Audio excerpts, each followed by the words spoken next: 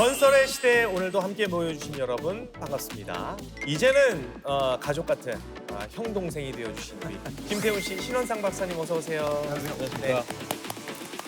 그리고 저는 깜짝 놀랐습니다. 우리 건설의 시대가 이제 더 크게 되려고 이분을 모셨어요. 이분이 여기 왜 오셨나 싶은데 다영 씨 일단 어서 오세요. 예. 안녕하세요. 안녕하세요. 야, 이게 아저씨 셋이 모여 있다가 아니에요. 우리 다영 씨가 오니까 분위기가 정말 이 도서관이 화사해졌는데. 사실 반갑긴 한데 약간 당황스럽기도 해요. 맞아요.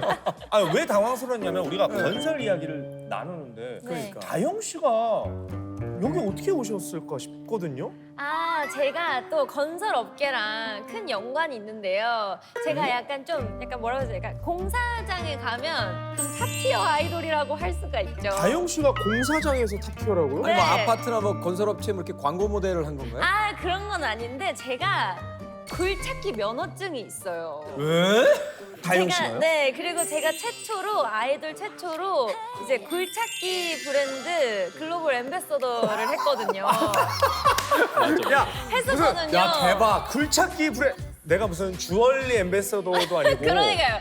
그래서 제가 좀 탑티어 아이돌이 아닙니까? 그 분야에서. 아니 그렇게 생각하면 안 돼. 왜냐면 주얼리보다 굴착기가 훨씬 큽니다. 비싸요. 그렇죠. 꽤 그러니까. 비싸요. 꽤 고가예요. 많이 고가예요. 아니 근데 굴착기 면허증을 어쩌다 따신 거예요? 제가 이제 처음에는 에서 예능 촬영 때문에 네네. 굴착기 알바를 했어야 됐어가지고 이제 처음에 출연 제안이 이제 들어왔어요. 근데 대신에 이제 이 면허를 따주셔야 알바가 가능하다.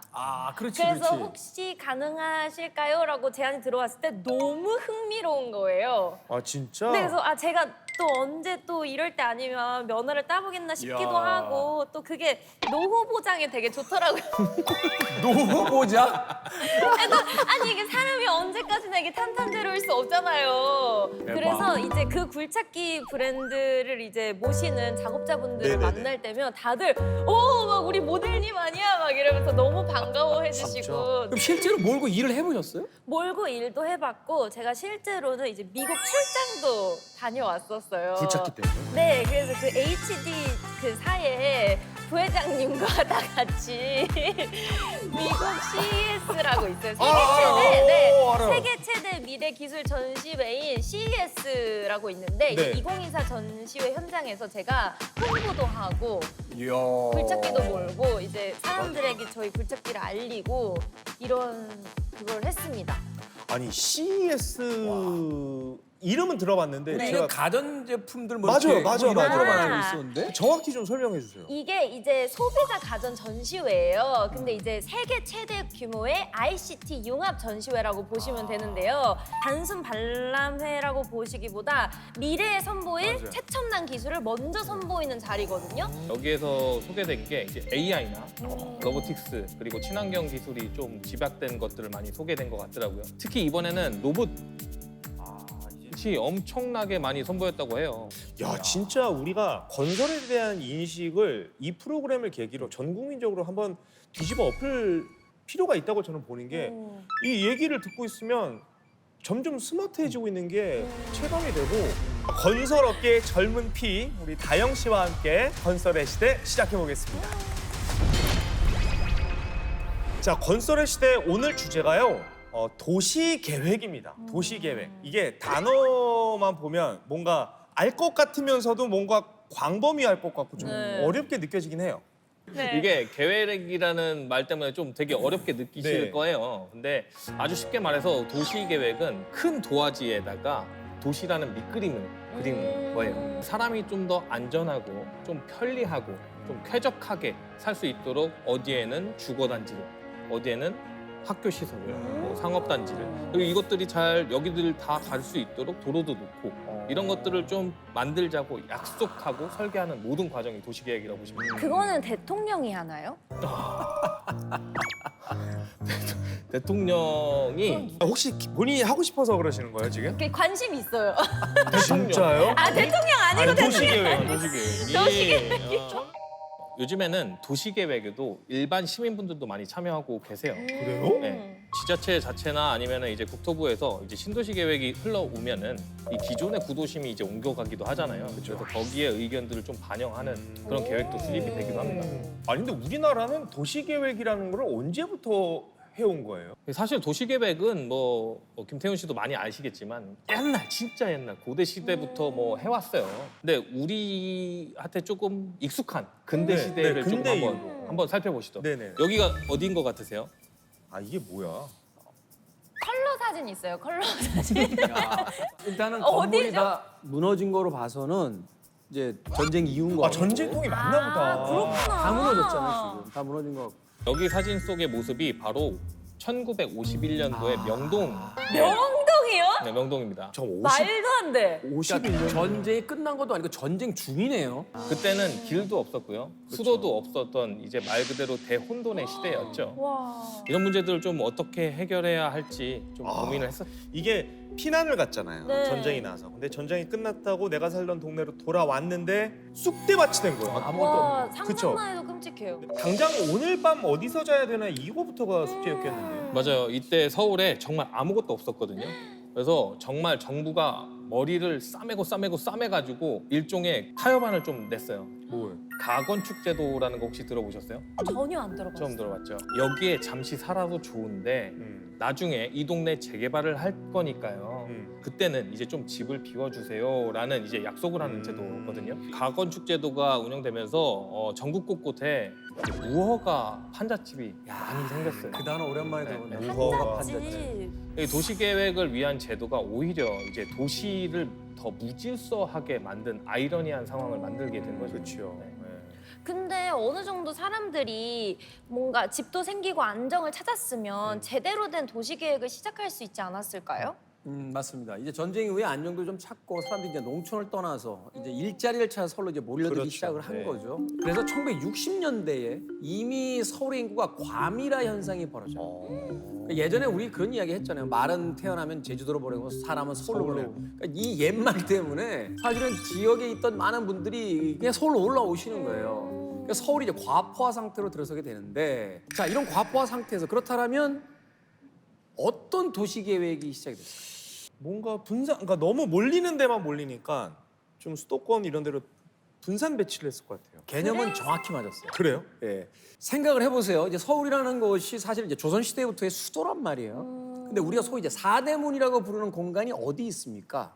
아, 강 북쪽에 있구나. 강북에 있죠. 근데 이제 바로 이 강북을 중심으로 한 곳이 이제 예전에 한양이었고 그 전쟁 전까지 수도 서울이었죠. 그런데 사람들이 너무 많이 몰리니까 이제 강북 쪽만 가지고서는 인구를 다 그 머물게 할 수가 없는 거예요. 그래서 당시에 이제 본격적으로 개발되기 시작하는 곳이 강남 개발이에요. 그때는 강남이 좀 안 좋았나요?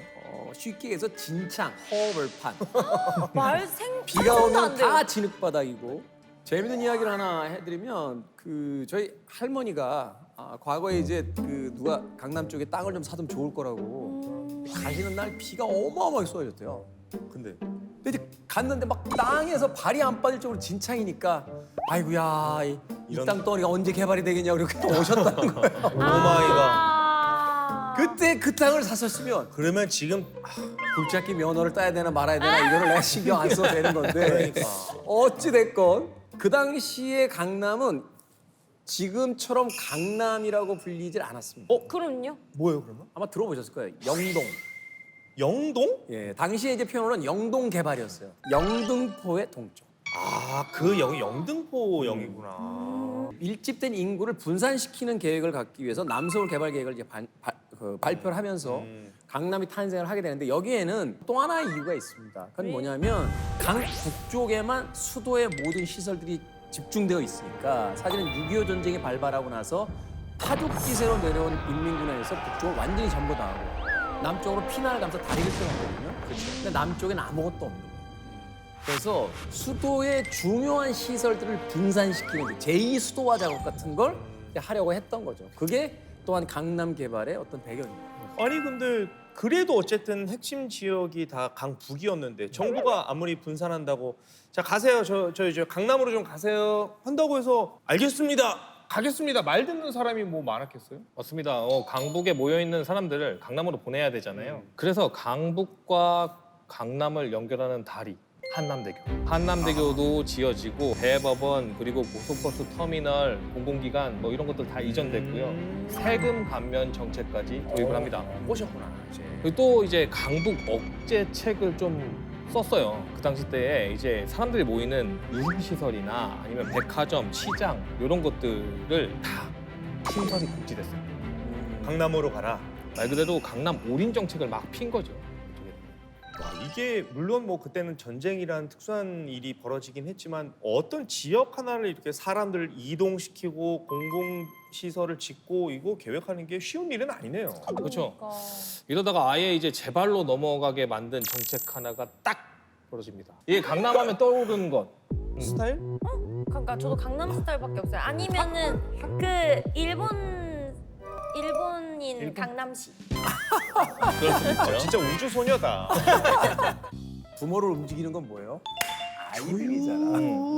그 강북에 유명한 고등학교가 그때 다 맞아요. 몰려 있다고 하더라고요. 소위 이제 파락군지라고 맞아요. 하는. 경기고, 숙명여고, 휘문고. 예, 이런 것들이 강북에 있었는데 이런 학교들을 다 이전시켜 버려요. 거기에 또 이제 아파트 대규모 단지도 거기다 지어줘요. 그게 바로 강남 파락궁의 탄생의 비화예요. 이해 제대로 됐어요 지금. 네, 느낌이. 강남 스타일 아니에요. 강남이 도시 개발에 의해서 계획에 의해서 만들어진 거를 아주 쉽게 알아볼 수 있는 게 하나 있어요. 뭐예요? 길이에요, 길. 길? 맞아요. 강남은 바둑판 형태로 정확하게 돼 있어요. 맞아요. 네, 그래요? 강북은 자연 발생적이라 이게 휜 길들이 많고 높낮이 다른 길들 많고 네, 조그마한 골목길들로 막 이어지고 이렇게 돼 있죠. 아 그래서 사거리가 많은 거예요? 그렇죠. 그러니까 쭉쭉 뻗은 대로 그렇죠. 뭐 대로로 대란대로 뭐 영동대로 맞아요, 이렇게 맞아요. 쫙쫙 뻗어 있잖아요. 그렇구나. 그러니까 그 계획을 한 거구나. 맞습니다. 사실 도시 계획에 대한 고민은 전 세계가 하고 있어요. 도시 계획에 있어서 이 나라를 빼놓으면 좀 섭섭하죠. 이번에는 이곳으로 떠나보면 어떨까 합니다. 바로 여기입니다. 와! 이게 몇 대야? 하나, 둘, 셋. 이거 뭐 알 수 있지 않나요? 너무 결정적인 그렇죠. 힌트라? 네덜란드. 되게 최첨단이다. 장난 아니죠? 장난 아니다. 여권 들고 왔어요. 여권? 아, 진짜 지금 불법이 아, 지금 불법입니다. 불법이 아주 됐어요. 우리 지금 네덜란드. 아니 잠깐만 여기 그 네덜란드로 너무 갑자기 튀어버려가지고 여기를 우와. 왜 온 거예요? 우리가? 그러게요? 만약에 도시에다가 도시 계획을 한다고 하면 네. 어떤 것들을 배치하고 싶으세요?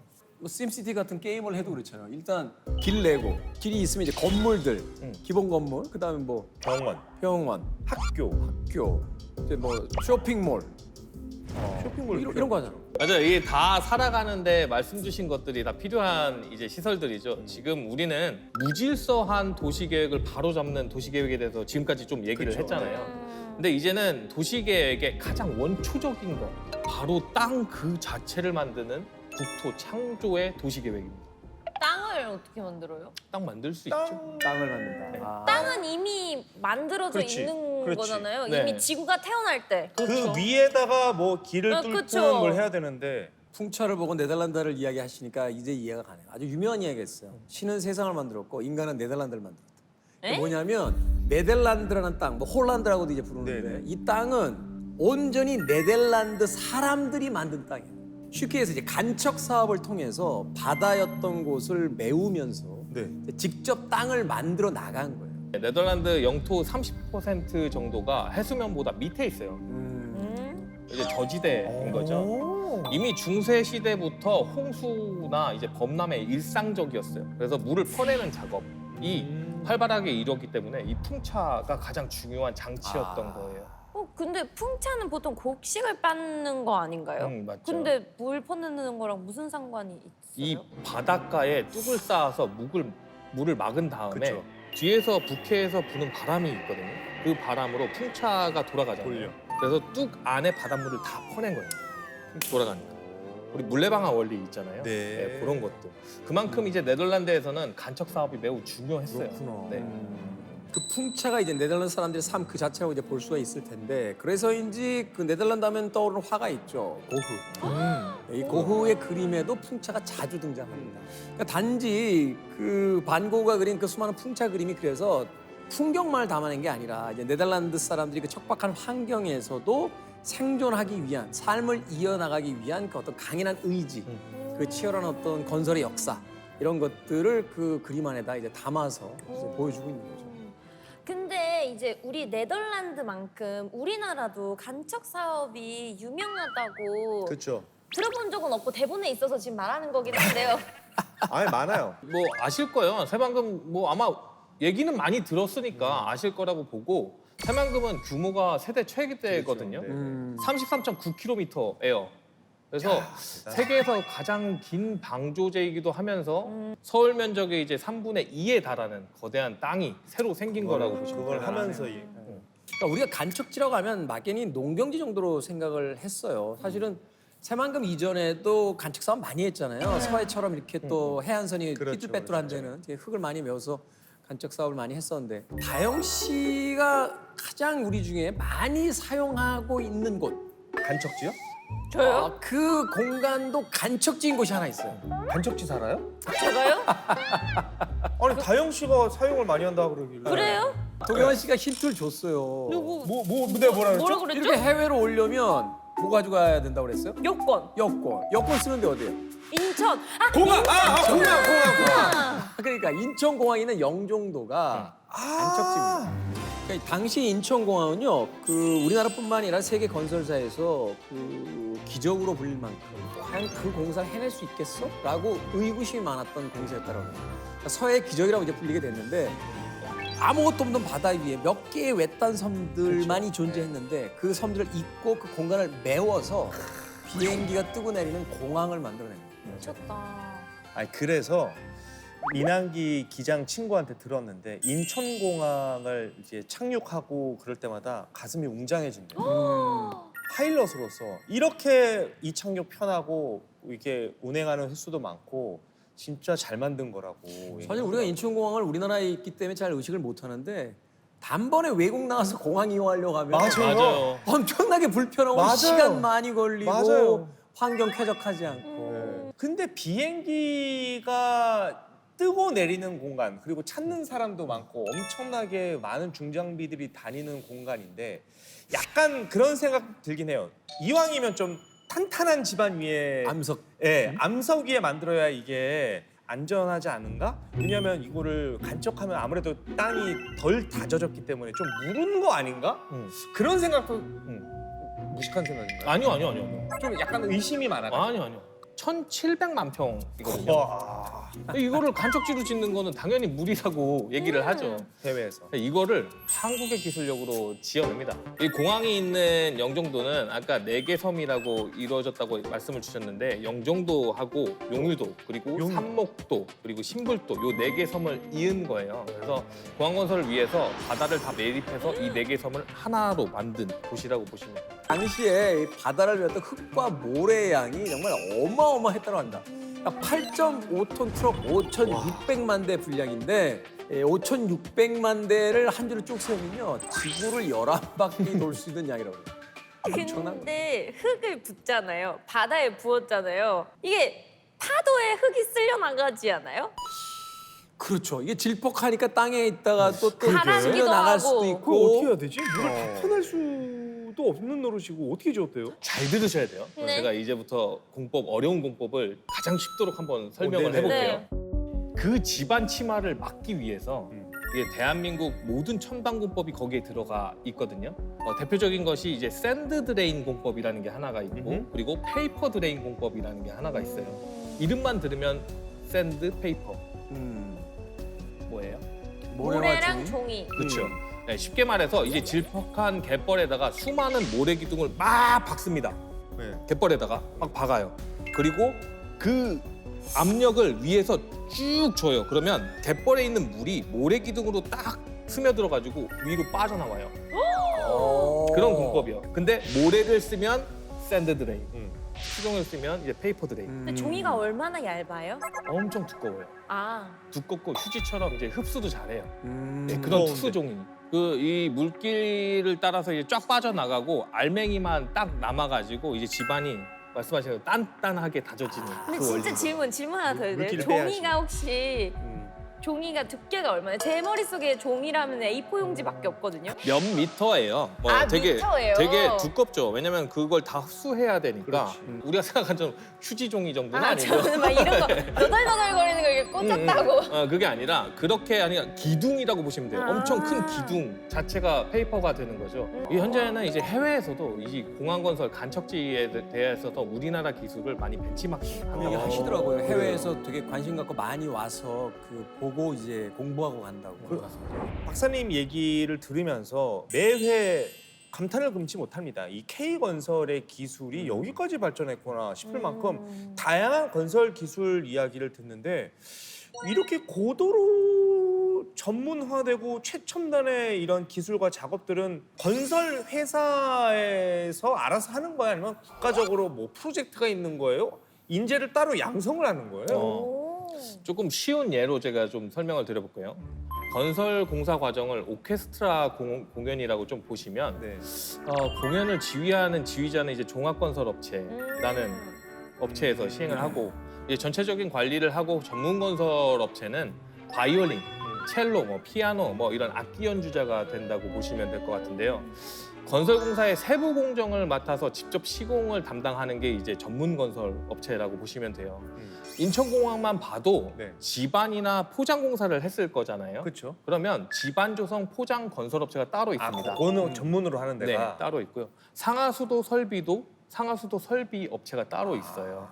그리고 각 분야의 전문가들이 정밀한 기술과 노하우로 좀 책임 시공을 해줘서 이 거대한 기적이 안전하게 완성될 수 있었다고 보시면 될 것 같습니다. 대단하다. 그러니까 이렇게 각 분야의 다양한 분야의 전문가들이 모여서 그야말로 무에서 유를 창출해내는 게 건설인데 인천공항만 있는 게 아니에요.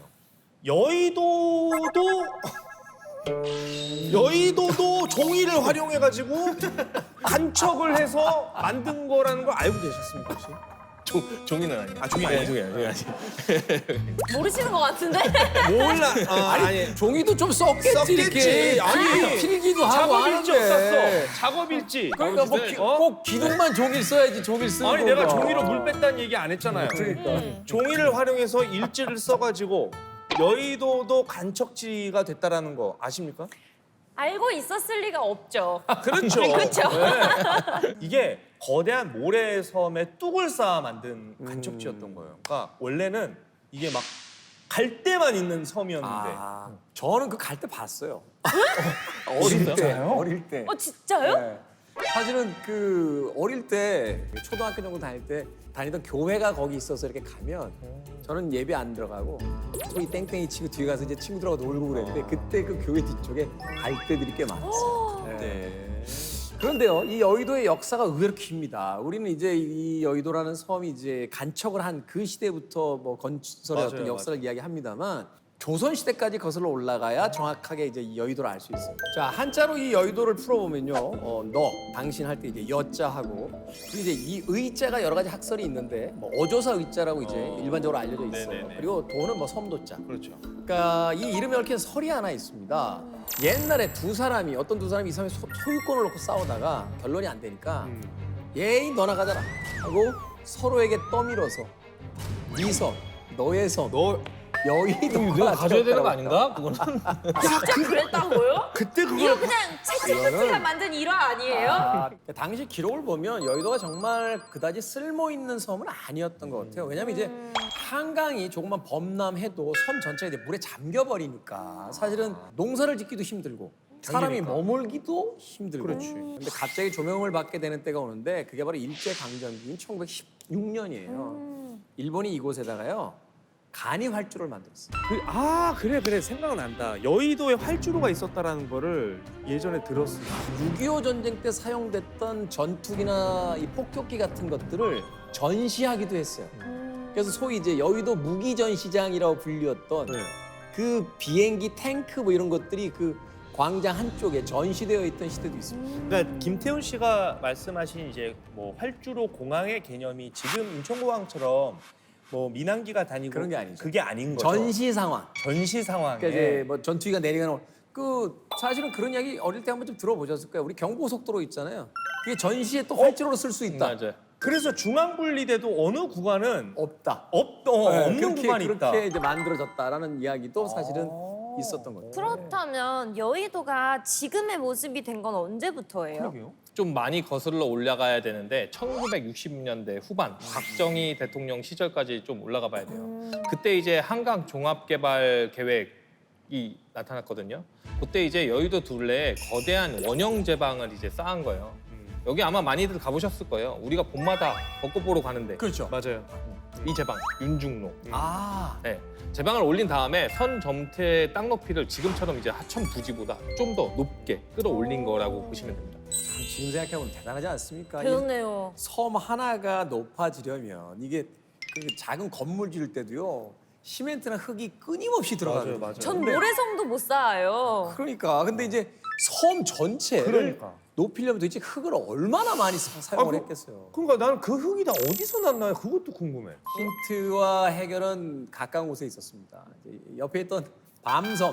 이 여의도 서쪽에 있던 아름다운 섬인데 이 밤섬을 다이너마이트로 폭파합니다. 그래서 섬에서 나온 돌, 자갈 이런 것들을 가지고 여의도에 제방을 쌓고 섬의 지대를 올렸어요. 아니 그 밤섬을 폭파시켜가면서까지 여의도를 땅을 쌓아 올리고 개발을 한 이유가 있을까요? 그러니까 앞서서 왜 강남의 개발도 그런 이유가 있었다고 이야기 드렸습니다만 강북 쪽에 집중되어 있던 여러 가지 어떤 기관들 이제 분산시켜야 된다.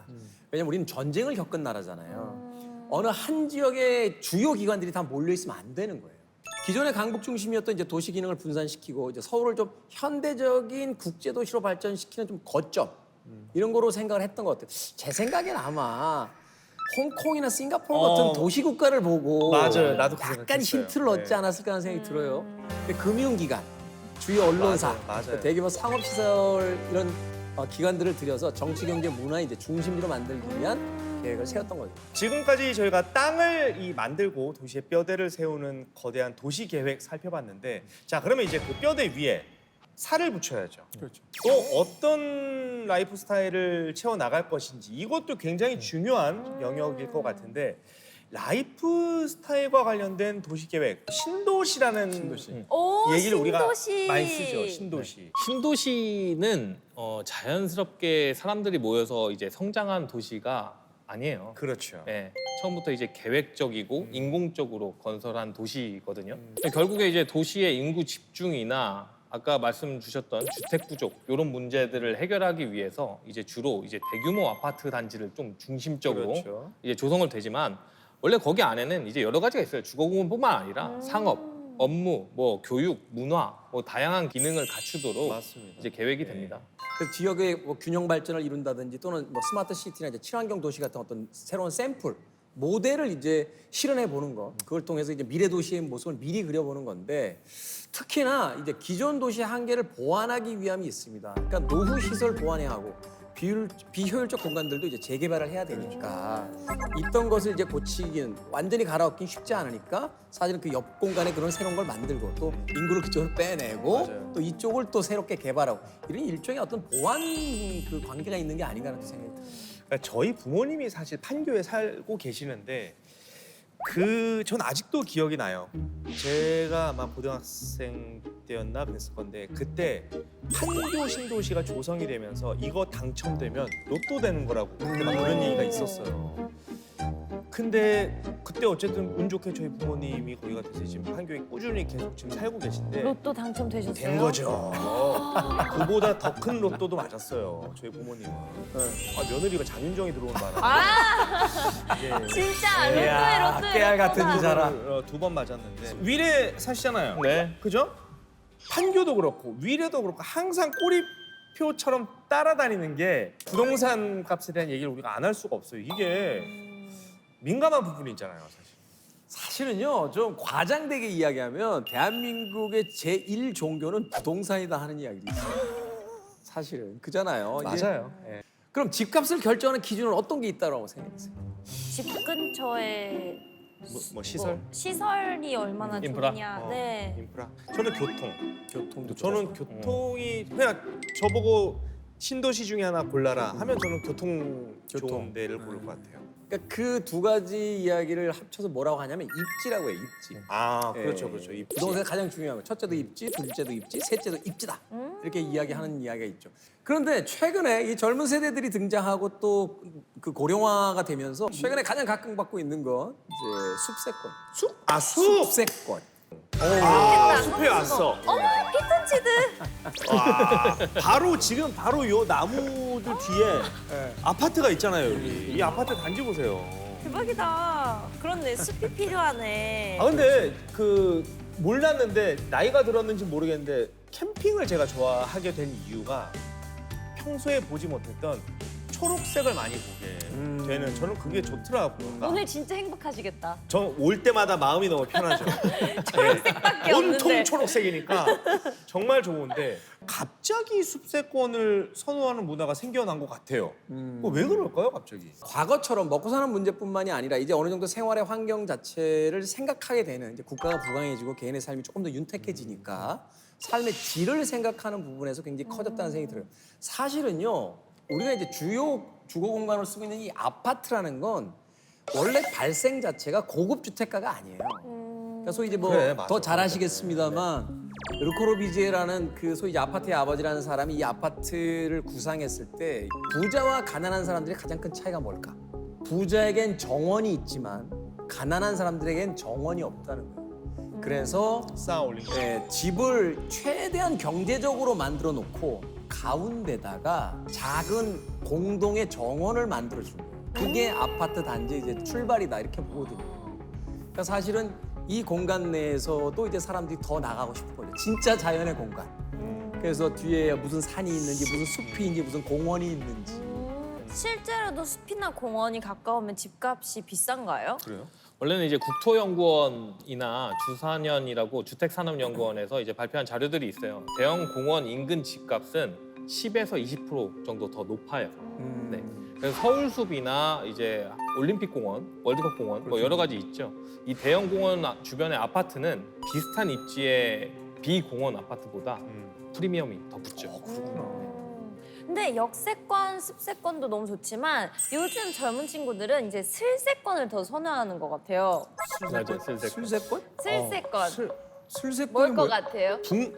붕 그거랑 비슷한 느낌인가요? 네, 그 붕세권처럼 생각하시면 돼요. 약간 그래도 좀 뭐지? 술로 시작하는 게 뭐가 있지? 아저씨다 보니까 다 술로 똑같은. 술 아니야. 이게 슬세권이 뭐냐면요. 슬라이 슬리퍼. 슬리퍼? 네, 슬리퍼 차림과 같은 편안한 복장으로 집 앞에서 쇼핑도 하고 산책도 하는 동네를 뜻하는 그런 신조어예요. 편하게 나가도 네, 뭐 나가고 누릴 것들이 있는. 있다. 아무래도 이제 저희 또래 친구들은 이런 인프라를 더 훨씬 선호를 많이 하는 것 같아요. 너무 중요하다 보니까. 근데 이게 사실은 이제 용어를 바꿨다 뿐이지 결국은 이제 집 근처에 그래, 맞아요. 말하자면 이제 쇼핑몰이라든지 그쵸. 아니면 이제 맞아요. 그 좀 네. 상업지구가 있어야 된다 그 네. 얘기를 하는 맞아요, 거잖아요. 이 슬래권은 어떻게 보면은 콤팩트 시티라는 용어로 좀 많이 쓸 수 있을 것 같아요. 그럼 뭐예요? 컴팩트 시티가 슬세권이라고요? 응. 같은 말이에요? 같은 말이라고 볼 수 있을 것 같아요. 이 콤팩트 시티라는 게 도시 중앙부에 이제 주거랑 상업 시설이 밀집된 도시 모델이거든요. 컴팩트 시티를 그렇게 얘기해요. 쉽게 좀 말씀을 드리면 하나의 거대한 이제 주상복합 안에서 원래 다 이루어지잖아요. 그렇구나. 거기 네. 사는 데도 있고 뭐 병원도 있고 식당도 있고. 맞습니다. 그 주상복합 건물처럼 만든 도시라고 보시면 될 것 같아요. 아, 주상복합은 수직으로 해놓은데 이거는 말하자면 야. 수평으로 네. 펼쳐놓은. 수직도 있고 수평도 수평도 있고, 있고. 예, 여러 가지 있겠죠. 이 한국에서도 지금 많은 관심을 두고 있지만 전 세계적으로 가장 지향하고 있는 도시 계획일지도 모르겠어요. 실제로 이제 용산에 콤팩트 시티가 들어옵니다. 아니 내가 용산에 사는데? 저는 그 얘기를 못 들어봤는데. 집값 오르나 봐요. 축하드려요. 오 대박이다. 사실 아 근데 내 집이 아니라 뭐 상관없는데. 아, 그래요? 그 제가 사는 그 용산에 용산이요? 그걸 만든다고요? 컴팩트 네, 네, 시티를? 거기에 이제 용산 정비창구역 네네네. 아시죠? 거기에 이제 여의도 2배 크기 대규모 수직 도시가 들어옵니다. 거기에 이제 용적률을 최대 1,700%까지 허용을 했어요. 우와. 위로 칠 수 있게끔. 그래서 100층 높이의 랜드마크 중심의 수직 도시 개념을 적용해서 지상공원도 들어오고요. 그리고 지하도로도 당연히 생기고, 그리고 전시관, 뭐 병원, 뭐 학교, 아파트 복합적으로 배치될 계획입니다. 이제 업무, 주거, 문화생활 등 이제 모든 활동과 이동을 이제 한 건물 내에서 또는 이제 도보권으로 이제 다 다닐 수 있게끔 콤팩트 시티가 들어온다고 하더라고요. 이게 진짜 무슨 미래의 그 영화에 나올 법한 그런 그러네, 진짜 그러네. 그런 게 그려져요. 그리고 이 콤팩트 시티를 계획하는 곳이 다영 씨가 잘 알 것 같아요. 근데 제가요? 다영 씨가 잘하는 거. 제주도 출신이시죠? 맞아요. 제주도에 콤팩트 시티가 들어온다는 소식 들어본 적 있으세요? 오, 저도 제주도 출신이긴 한데 제주도를 떠난 지 오래돼서. 제주도 출신이긴 한데 근데 또 다들 제주도는 가보신 적 있으시죠? 당연히 많이 가봤죠. 이게 또 이제 높은 곳에 올라가서 이제 도시를 내려다보면 서울이랑 좀 다르죠. 뷰가 뷰가 다르긴 다르죠. 해요. 지금 완전히 다르지. 풀이랑 말밖에 없거든요 지금.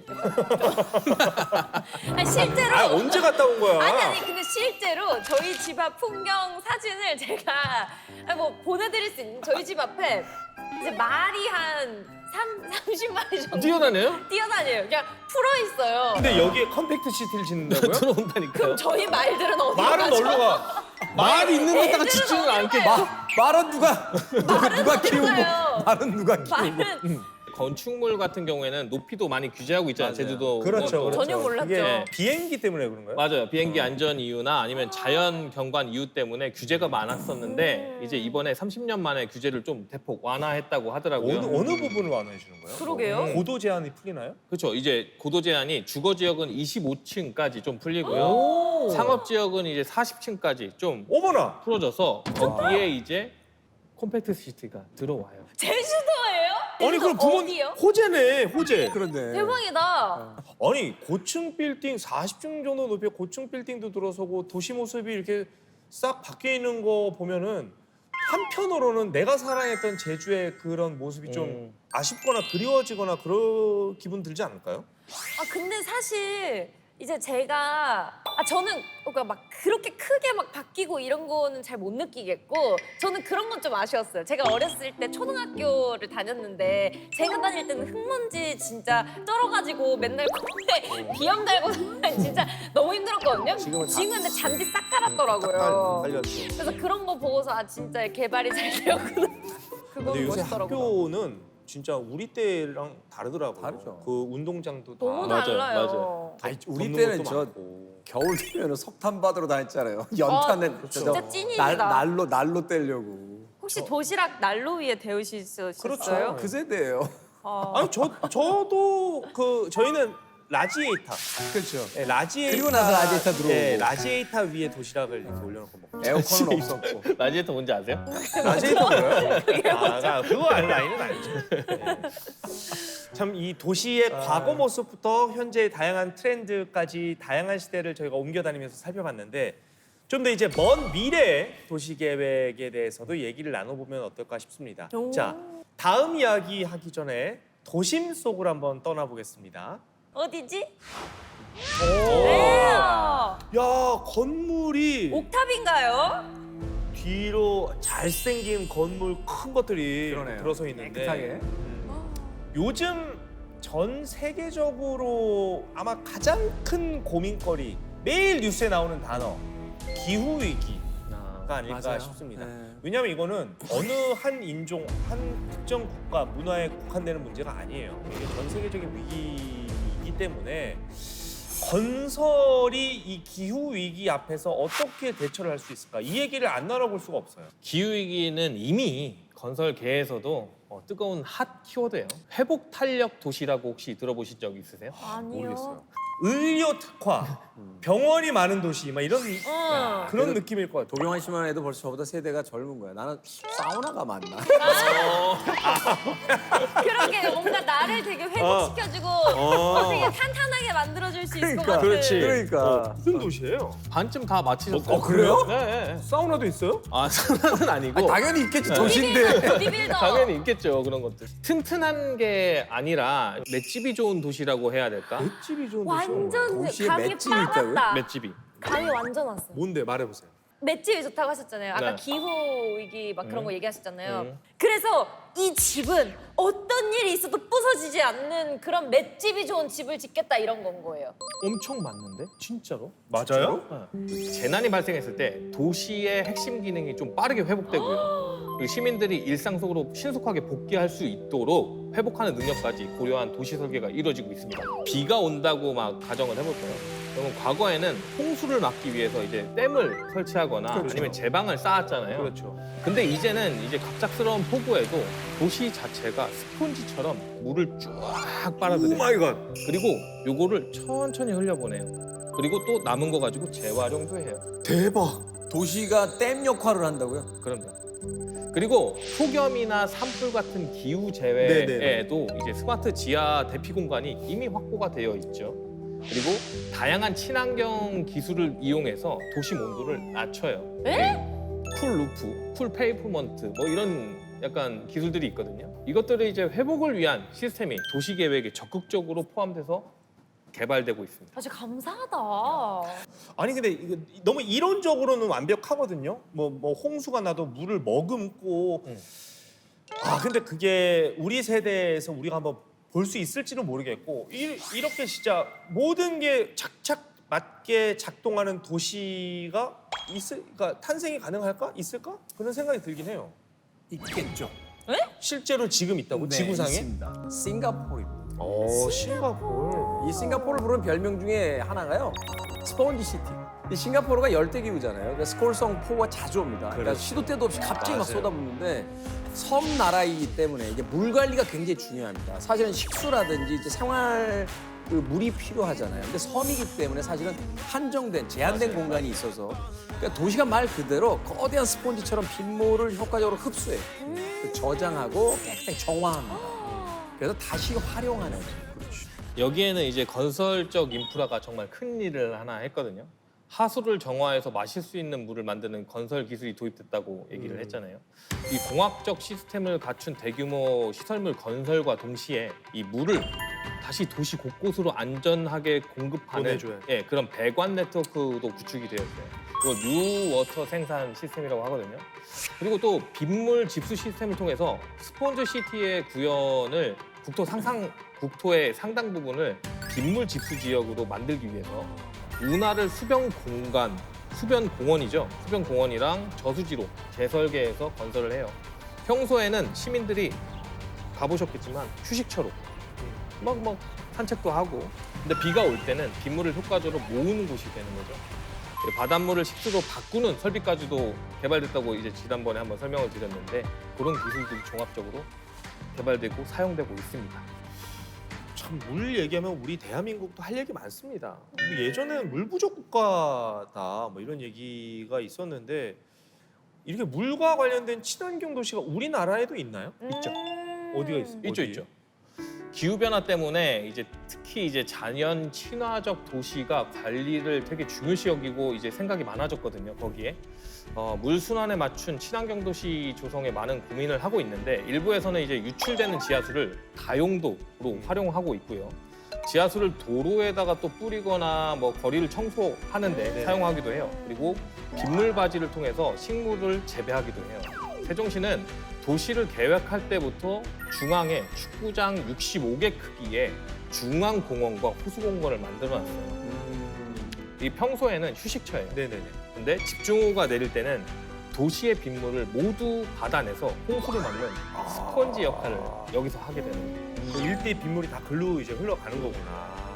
요즘 날씨 너무 더워졌잖아요. 더워요. 이 세종시에서 살림에서 생성되는 시원한 바람이 도심까지 흐를 수 있도록 이 바람길 숲도 조성을 한다고 해요. 바람길 따라서 녹지를 이제 배치를 하는 거죠. 네네. 그래서 주변 아파트 방향으로 설계를 해놓으면 바람이 자연스럽게 그렇지. 그쪽으로 흘러들게 만드는 이런 설계를 하기도 하고 또 도심에서 큰 문제로 떠오르고 있는 뭐 미세먼지, 열섬 현상 완화에도 굉장히 노력을 하고 있다는 거예요. 와. 이런 거 좀 난 많이 했으면 좋겠어. 또 이런 게 다 이제 건설이라고 하니까 진짜 생각지도 못했는데 오늘 많이 배워가는 것 같아요.